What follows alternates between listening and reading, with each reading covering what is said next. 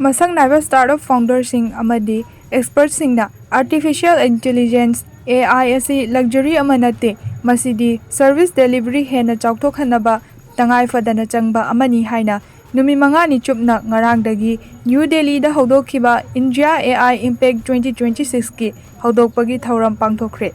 pawgi likhun amagi matung ina mega event asigi sideline oina pawgi agency amaga wari shanaba amada healthcare camgi Cure AI da founding member amasung chief product officer Ankit Modina hai masing yamba asina India da AI gi development potential yamna wangna lei AI asi luxury amanate masidi tangai fadana mathau taba amani aikhoini yamlaba mishing yoshinba ngamne adubu lebak asida matik chaba oidri AI na leiriba haisinglaba sing asi punsinba matamda masina miyamda yahonbada mateng oigani haina Ankit Modina makhatana hairi